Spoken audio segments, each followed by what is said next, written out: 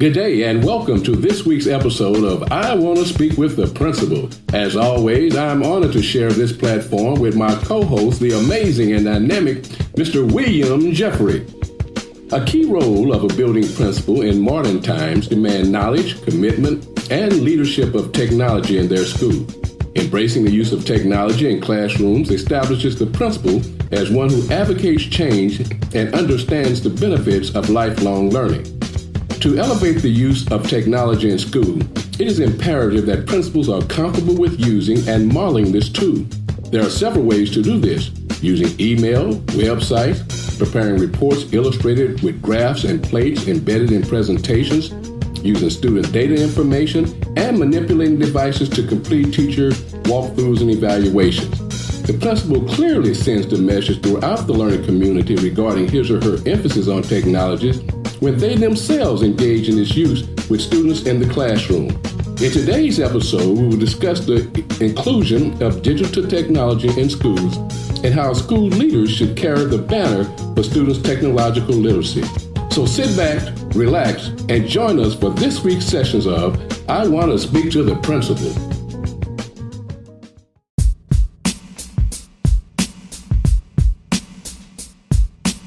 Hey, good morning, Doc. Hey, good morning, Will. How you doing today? Man, I am doing fantastic. And yourself? I'm doing great. That is good. You're looking good. Hey, man, I try. Yeah. Hey, you looking good, too. Well, for old man, I'm trying to hang in there. Hey, stop it. Hey, man, so this is our catching up segment, and you had a very interesting weekend last weekend. I certainly did, man. I had the opportunity to attend the Alpha Kappa Alpha, a.k.a. 68 Boulay, here in Houston. And I tell you, it was a sight to behold. The AKAs did a fantastic job. Amazing. Yeah. So, on top of that, you guys set a Guinness World Record at the Boulay, correct? Absolutely, man. There was almost 20,000 people all eating together, or 20 AKAs eating together in the George R. Brown Convention Center. First of all, I didn't know that convention center could hold that many people, let alone hold tables that big. Also, right. It was an amazing event to watch it on the news. I knew you were there, but then just to know that you guys were there, that's amazing. Right. And we have a special guest today. Yes, we do. And we have an AKA, and he just happened to be my beautiful and lovely wife, Attorney Kim Milstead, and she's the reason that I was there. So we are happy to have her on, and we're going to ask my wife, Kim, if you would just give us some takeaways from the AKA convention. Amazing, speechless. We installed our new international president, Madam Supreme, Dr. Glenda Glover.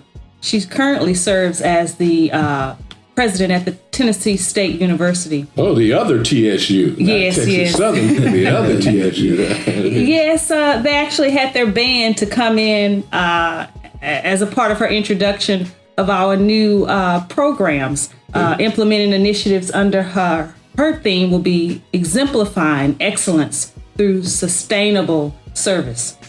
That's a mouthful. Yeah. But she's designated 5 program targets. One, her first program target is the HBCU for Life, a call for action. And this program will partnership with HBCU universities and provide them with scholarships. And what was amazing, she actually made the very first donation out of her personal funds, a $50,000 check. Boy, that's a lot of money. $50,000. That is a lot. Yes, it's going to go in. First 3 weeks, that's 2-3 years' salary. And that will go under the AKA Educational Advancement Fund. And her second initiative is Women's Healthcare and Wellness. And in that piece, she provided every registered soror, which we said 19,000, they will receive ACA-BIT. It'll be AKA's own design Fitbit. Get out of here. Yes. And my chapter, the Sugarland Walk Group, we started our walking on this past Tuesday. So it was exciting. We're doing a virtual walk with her for the next 8 weeks. Wow. Folks gonna be losing a lot of weight, sound like. But this is really fitting for the topic of our episode. Using technology integration. This is amazing. I like that. Yes, and the third one is building your financial legacy. And in this piece, she's talking about the sorors themselves building a financial legacy for themselves and their family. We're not thinking about AKA because, as we know, we earned about $30 million right here in Houston. So right in Houston. we're in pretty good shape. So she's talking about building financial wealth for sorors, and that excites me. The fourth point is the arts.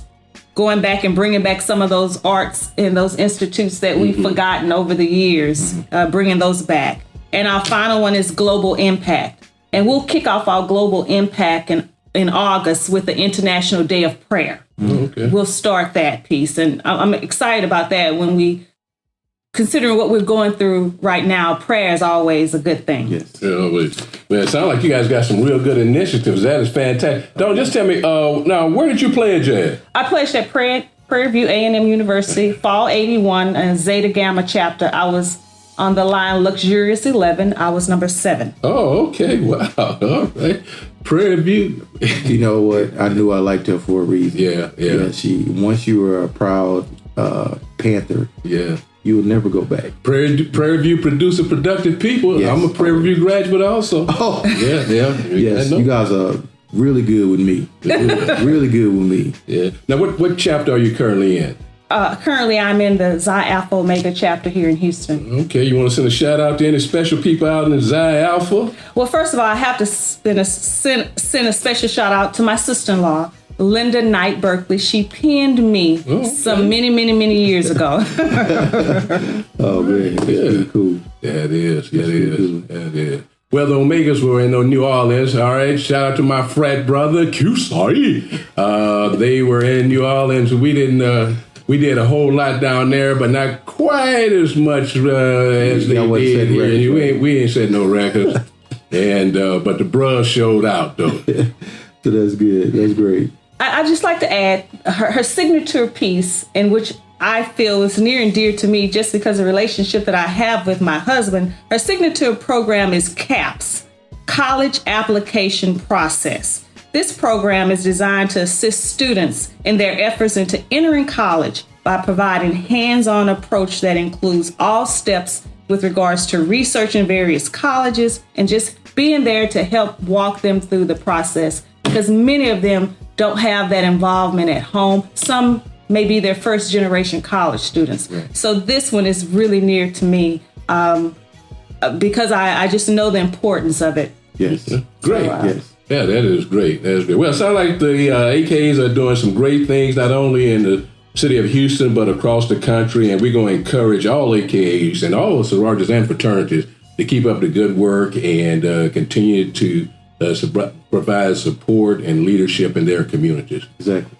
I guess we better go ahead and get started with our session. Yes, sir. All right. Yes, sir. Technology integration. I want to thank you, Ms. Milstead, for your lovely insight, and I wish you the best in your initiatives with your sorority.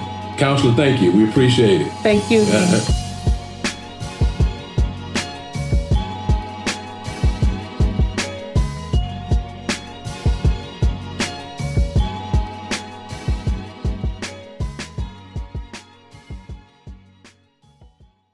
Let's talk about technology integration from a historical perspective. Okay. Tell me, in this profession for the last 30 years of your career, how much has technology integration changed? Well, Will, the use of technology in the classroom to enhance and support student learning has had a tremendous growth in the past 3 decades. I can recall back when I was a teacher, man, we used to, my class, we used to use punch card system to get printouts of their work. Then we transitioned from that to the floppy disk.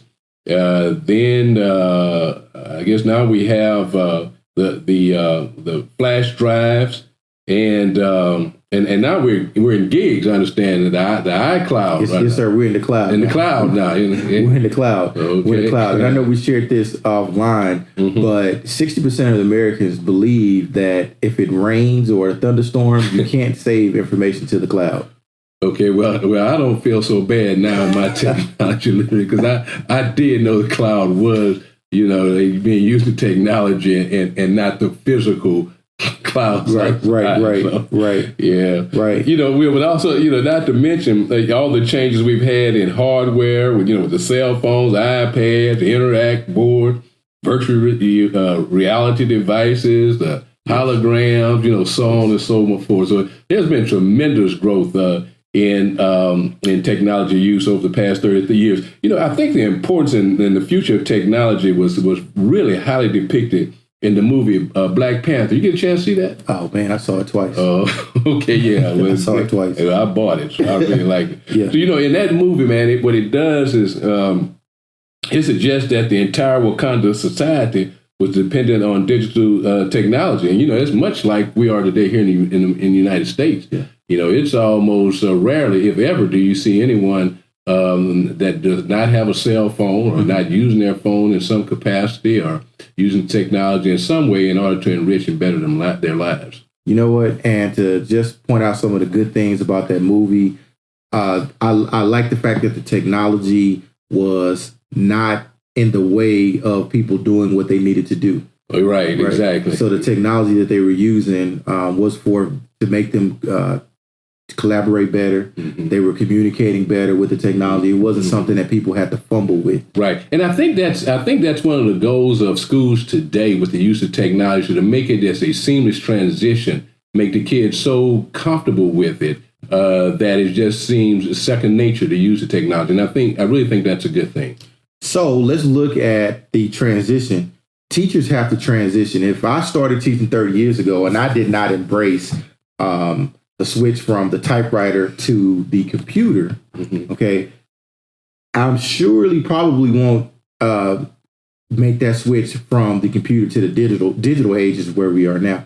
So can you give me some perspective on why do you think it's so hard for some teachers to change? Yeah, okay, I understand.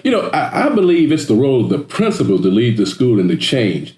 In order for this to happen, the principal must be skillful, analyze, and predict how the change will impact those who would be affected by it. See, a lot of times, man, you got to kind of forecast some of these things with the people that it's going to impact.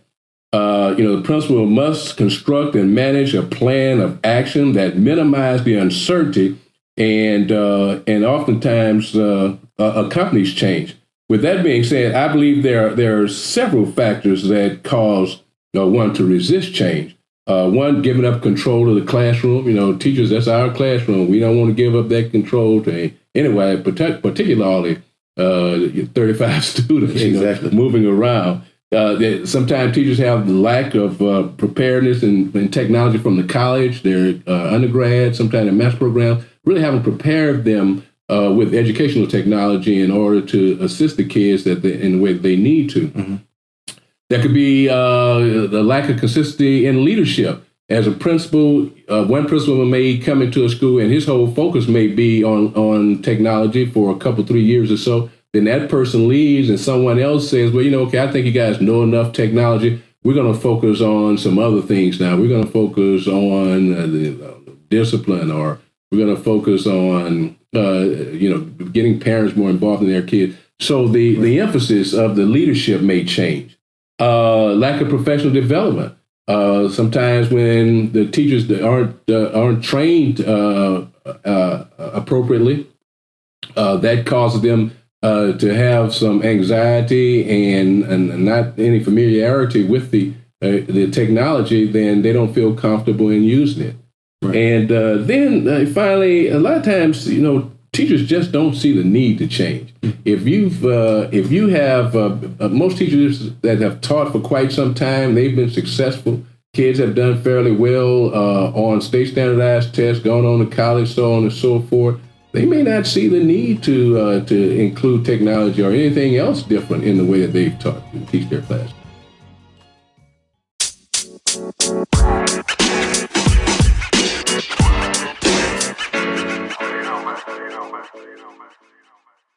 While at ISTE 2018, I had a chance to catch up with two really amazing fellows. One was Dr. William Dayemport from the Dr. Will Show and Tony Weaver of Get Media Lit. Take a listen as they tell you about their experiences at ISTE 2018 and technology integration. I'm standing here with the man, the myth, and the legend, Dr. Will. Dr. Will, introduce yourself to our guests. Hello, everyone. My name is Will Dayemport. I am affectionately known as Dr. Will. I'm an instructional technologist, podcaster, and I do some consulting.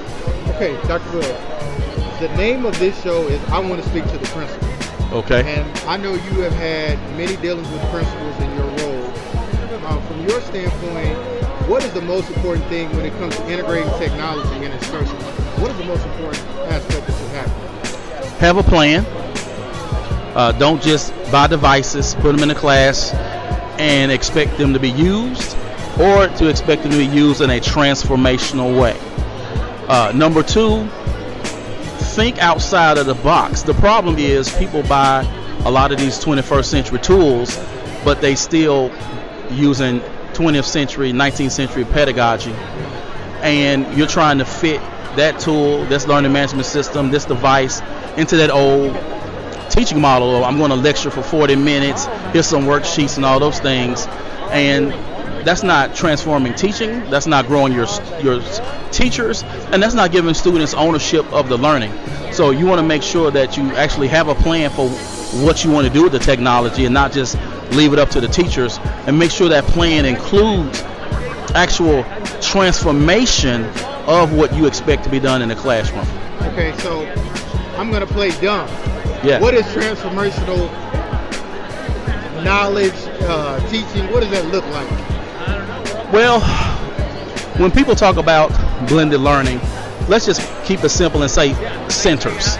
Everybody know what a center is. Everybody know what a center is. Everybody know what a center is. Hopefully, everybody knows. Well, if you don't know what a center is, I don't know how you got your license. That's a joke. That's a joke. So basically, let's start there, because we know that whether you use NWA or some other diagnostic for your data, out of those 28 kids you have in your classroom, you could have several RIT ranges or several ranges of what your kids are. So don't have your lesson be 45 minutes of a teacher lecturing and then hand off a worksheet. That's ineffective.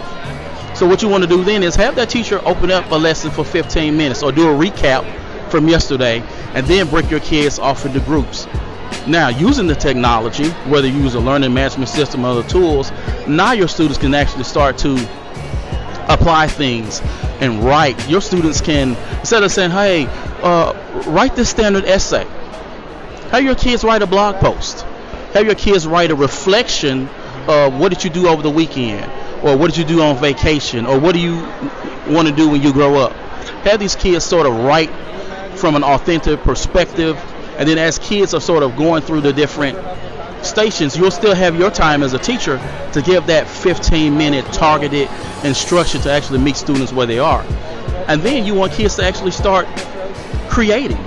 So for example, one of the teachers that I've worked with, instead of having her students do the normal little diorama for her biology class for biomes, her kids actually made what she calls survivor videos. So she said, okay, as a group, the tundra will be your biome, the desert will be your biome. And they actually created videos of, we took off on a plane, oh my gosh, we crashed, this is what we need to survive in this biome. And so kids had to not only research it, but they talked about it. Oh, look, it's a desert, we got to go find some water, we got to do this. And so the kids took ownership in it, because she did not tell them what to do. She just said, okay, you do this, you run with it. She also had students teach. Okay, you're going to teach about this biome. And the kids took it upon themselves to either create a Kahoot or do a Quizlet Live or whatever. But they had to teach the lesson and to do the assessment themselves. And I'm assuming that she had a rubric where she was checking off what the students were doing. Yes. And then after that, when she could get a feel and temperature of the room, and once they're over, she could pull them all back together and say, okay, this is what I see, the missing piece. And then she can go ahead and dive into instruction there. Right. that is a much easier teaching day. Yes. Oh my gosh. Now, Dr. Will, you have a podcast that has been running for a very long time. You are a edu Twitter star, I guess if that's what you want to call it. Poor man. Edu star. So you are well known. Let's talk about where we can find your podcast and some of the consulting work that you do. I am on iTunes and SoundCloud. If you just do a search for the Dr. Will Show, you'll see me there. Consulting, I've done stuff on blended learning. I've done stuff on Google, personal learning networks and things like that. What I'm hoping to do now is talk about the whole digital transition of understanding when you go digital, what does that mean? It's not about putting a device in every kid's hand. Though I mentioned centers, it's not even about, okay, how we're going to set our centers up, but mentally, what does it mean to now create a digital environment? Because not only do you want kids to create and not just become consumers, but you also want the technology to become ubiquitous, right? No one goes home when they watch Netflix and think about the technology behind Netflix. Are you doing this? I got my phone out, I got my TV, I'm watching the Netflix movie. The only time you think about it is if something wrong with your Wi-Fi and it start circling, and then you go, oh my gosh, what's going on? But outside of that, you're just watching a movie anywhere. And that's how the technology should be, where it disappears. And that's what I want to work with schools and with in making the technology disappear because they are being, transformational with it. Yes. Oh, Dr. Will is so famous. He got people saying hi to him in the middle of the podcast. It's all good. I told y'all he was an edgy star. Dr. Will, we can also find you on Boxer in some places, right? Yes. Okay, what Boxer communities do you recommend before I let you go? As You Match is always great. Dr. Sarah Thomas has created a phenomenal movement there. Pass the Scope EDU is for those people who want to live stream all the wonderful things going on in their classrooms and sharing. And then there's the Teachpreneur group. It's for those educators who want to make that change and they want to learn how to monetize what they're doing. And Dr. Will is active in that group, ladies and gentlemen. All right, well, Dr. Will, I want to thank you for taking the time to be on I Want to Speak to the Principal, and we hope to see you around. Yes, sir. All right, thank you, sir. Thank you.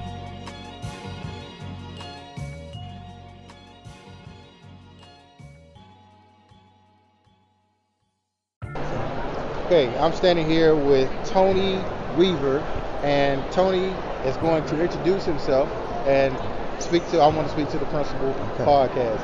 Okay, Tony, tell us a little bit about yourself. My name is Tony Weaver Jr., and I want to speak to the principal. Oh, man, hey, we hear that a lot. Hey, I'm ready. Let me speak to them, please. I'm the founder of an organization called Weird Enough Productions, and at Weird Enough, we use superheroes and comic books to teach middle and high school students how to combat fake news. What we've done is create this program called Get Media Lit, that combines media literacy, 21st century skills, digital citizenship, and traditional literacy, along with some socio-emotional learning competencies, into a nice superhero-based platform that only requires about 30 minutes of use from teachers a week to be effective. So we have this library full of comics and graphic novels based on a team of diverse superheroes called the Uncommons that we use to teach kids how to combat fake news, how to identify media bias, and how to create media content of their own to uplift their communities. Excellent. Now, why did you choose this as a way to combat fake news and give a voice to diverse characters? I think my guiding belief as an individual, but also with my organization, is that media is the most powerful infrastructure for social change in the history of mankind. The average American engages with media content over 10.5 hours a day. Over 95% of American households have at least one television. We have a massive opportunity to spread positivity and change on a systemic scale. That's not how media is being used right now. We're deceiving people for political gain, we're exploiting people's insecurities to sell products, and we're peddling stereotypes for ratings. So I looked at that and I said, we are wasting this tool. We are wasting this powerful gift that we've been given. So through positive representation, we can show students how amazing they can be. And then with media literacy, we can teach them to stand in that power and use it to create change in their communities. So we're not just teaching them how to be conscious media consumers, we're also teaching them how to be media producers. So I'm saying we're going to break down the major forms of media and how that revenue takes place. We're going to break down all the different forms of persuasion that people use to get you to buy products. And now, with the toolbox that I just gave you, use that for good. Use that to fight homelessness. Use that to fight bullying. Use that to create your art. Use that to advance your career and college opportunities. So I know that social activism Yes. is one of the undertones here at ISTE.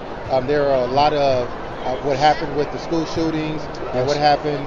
There are a lot of young people who are starting to take a stand in activist roles that traditionally have been ignored up to this point. Right. So how do we incorporate that into the classroom? Right. Without, really just offending people? Tell me, what's your avenue to get that in the So classroom? my personal opinion, I think media literacy is the way to get social activism into the classroom, because the same tools that are used to analyze media in order to analyze messaging can also be used to analyze systems of oppression. They can be used to analyze authority figures. They can be used to analyze the systems that we've come to expect to be the status quo in order to find ways to change them.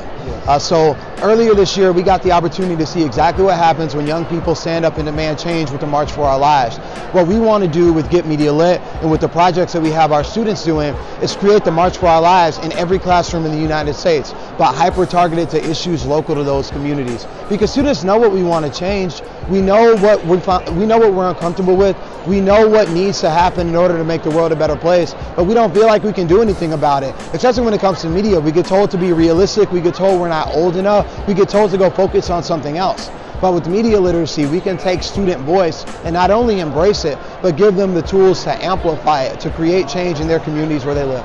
So if I'm a principal and I wanted to look at the socio-emotional aspect, I want to bring this into my school, where can I find that information? Can you give us your website? Yeah, so if you go to lit.weirdenough.productions.com, there's a field there where you can put your email address, your first name, and your last name. In a couple of weeks, once we launch Wave 2 of the platform, you'll hear from us. You can also go to weirdenoughproductions.com, where you'll have the opportunity to look at some of the comics and see some of the things we feature on the platform. So I saw the comics. I was very impressed, but I'm even more impressed to find out that you guys drew those comics yourselves. Yes, 100%. We do all of our production, all of the content we make, from the stories, the lesson plan, the content, it's all done in-house. Our basic belief is that we just left the classroom, so who knows the better way to affect students that are in there right now, because we were just there. Exactly. Well, I think you had a chance to talk to the principal, because I'm very impressed. Hey, thank you. Lastly, before we go, we always want to end with, what advice can you give to a new principal, a principal that's the principal at a charter school, or maybe a principal who's been on for a long time? What advice can you give them from your perspective? Oh, this one's great, because for context, my mom's been in public education for the last 30 years and was actually a principal for about 12 of those years. She's a regional superintendent now. So growing up under my mom, I learned a lot about what it takes to make a building run and kind of what it takes to make things work at a school level. I think that the largest thing that I got from my mom that I feel works for a school or any organization, any community of people, is if you don't create the culture of your building will tell you what its culture is. As a leader of a building, it's really important for you to, from a macro level, think about, how do I want my faculty members to feel? How do I want my staff to feel? How do I want my students to feel? And to take deliberate steps in order to accomplish that culture. Because if you don't, something else is going to appear, and you're going to be more focused on backpedaling and fixing it than putting in place the vision you have. My brother, Big Dollars. You get the Big Dollar Award. Hey. I love it. Great job. Thank you so much. Thank you so much for the interview, and I wish you the very best. Thank you.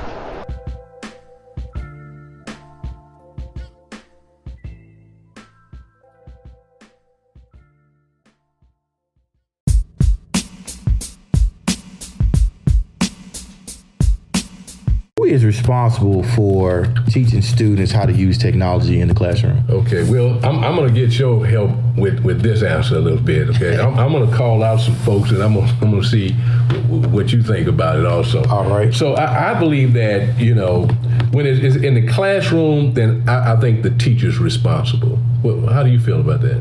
I agree. Okay, good. Ching. And because I think that that's one of their job duties and one of their requirements as a teacher, to present the technology and to show them various ways of using it and how to use the technology. Right. When it's in the computer lab, I think it's the computer instruction tech, the SITs.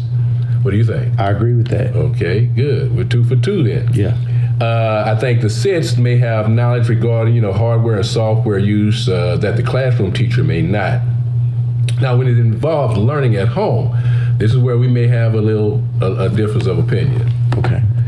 Particularly with cell phones and other smartphones and other smart items, I believe it's the parents that's responsible. And there we go. Ding, ding, ding. I totally agree with that one too. Yeah. 3 for 3. 3 for 3, yeah. Because I think parents should talk about privacy issues, what students can and can't do on their phones. I think parents should also place controls on certain applications so the students won't misuse their phones. But in the school, it is the principal who leads and monitors students' learning of technology. Hey man, I see we hit all the nails on all the heads. Yeah, it takes a village, as we've said before on our show, that it takes a village to. So I have another trick question for you. All right. And this is a tricky one. I'm just going to go ahead and throw it out. Okay. So can students be prepared for tomorrow's future using yesterday's technology? Well, I believe one of the most fascinating elements about technology is that it is consistently changing, and it changes for the best. Case in point, I used to have an iPhone 5 when you first met me, man. And you told me at that time, you said, hey, man, that thing 2 or 3 years old. For what we're trying to accomplish, it ain't going to get it done. And you were right. It did not. It did not. So, it's no longer effective today. And now I think it's we're into the iPhones 10s or iPhones 11s. Yeah. So the same changes that we see and we need in adults in our work, I think students need that same change as in technology in the classroom. So to answer your question, educators must provide students with as much new and updated digital technology as possible in order to keep them prepared for tomorrow. As a leader, what have you done to encourage technology integration in your schools? Well, let's go back. As a classroom teacher, I discovered the positive impact that technology had on student learning. Uh-huh. So when I became a principal, I began investing a substantial amount of my school budget each year in upgrading technology in the classroom. I'm very proud to say that I'm a member of the ITEEA, that's the International Technology and Engineer Educators Association. But some other things that I've done in the school is that I've constructed multiple computer labs. I've placed integrated smart boards in every classroom. I provided classroom sets of laptops and iPads for each student.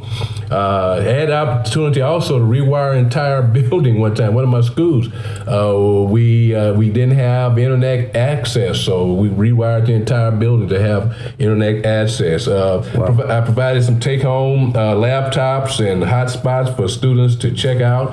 As you know, for the most part, my schools were all title schools, so a lot of time my kids didn't have the hardware or the software at home, and so we provided that for them. And like you want to say something. I really do just want to say, because that right now is like a cutting edge thing, that you have a lending library, especially for those students who would need the technology at home. Right. The hotspots, exactly, along with the computers to right, go along with those hotspots. That is right on time. Oh, absolutely. Yeah, no, a lot of times, man, the students need the technology in order to complete homework assignments, do group assignments, and those type of things.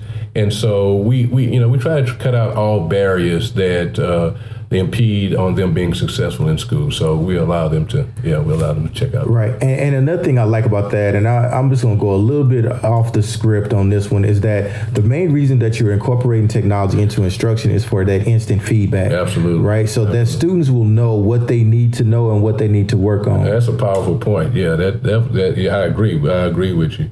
Also I implemented that project Lead the Way into my school. We had an aerospace engineering project, and we had a 3D printer and wind tunnel, so the students were very proficient in using that. I always provided professional development training for teachers. I implemented a Tech Thursdays where we had professional development twice out of the month. On Thursdays, every other Thursday is what I'm trying to say. Yeah. We allowed teachers to, we didn't allow, it was mandatory that teachers received the technology training. And I started a digital technology committee with my staff. Okay. So I had about 8 or 10 members on there. And what we do is research the most current technology, software and hardware, and we bring in presenters to kind of show us how that can be used to benefit our students. And when I ask it, everybody's gonna know, what I'm talking about. But why is it important for the leader to embrace technology? Okay. Well, Will, I guess right off the top of my head, the first thing that comes to mind is because when leaders when they are focused on a particular initiative in the school, then everyone kind of lines up behind them and become focused on that initiative also. So if technology is at the forefront, then and the leader is leading in the right direction on it, I think then teachers and students will follow. But I believe also it's important for the leader to embrace technology because it's what's best for kids. Mm-hmm. Knowledge of and the ability to effectively use technology enriches lives. It provides opportunities for living successfully, and it creates avenues for innovative and unlocking potential in all kids. And by the way, isn't that what the purpose of schools are all about? That's really what it's all about. And mm-hmm. just drop something else in there. We know that 60% of the jobs that kindergartners are going to be applying for haven't even been created yet. Oh, absolutely. And so we really need to focus on how students are going to be using technology in the future. I agree. And I think, once again, that information that you just gave, I think leaders need to be aware of that and know that in order for kids to be successful and live successful lives, then technology is going to be a huge part of it. We've had a great episode. Yes, we have. Yeah, I want you to go ahead and put a bow on it for us. Wrap it up. All right. How many knots you want me to tie it in? Double knot. Here we go, Will. So, to be a school principal in contemporary times strongly demands having a grasp and understanding of how technology benefits your students and also the community. When students become knowledgeable in the use of computer hardware and programs, it aids in the growth of their environment and community. Using technology in the classroom to support and enhance student learning is a fundamental tool for teaching in modern times. Yet, across the United States, there continues to exist a digital divide between urban, suburban, rural, and affluent schools. My question to school leaders is, how do we fix this? Thank you for another great episode. Well, thank you, Will. It was a very good episode and a lot of good information. Yeah, very informative. I'd also like to thank our special guest who gave us some sound bites at ISTE. Yeah, whoopee. Yeah. All right, so what is our next episode? Well, our next episode, Will, unfortunately, the summer is coming to an end. Yeah. And we're getting ready to start the new school year. So we're going to talk about how principals impact the start up of a new school year. Okay, great. Look forward to it. Yeah. How principals impact the start of a new school year. There you go. All right, leadership at its finest. There you go, each and every day. Next episode.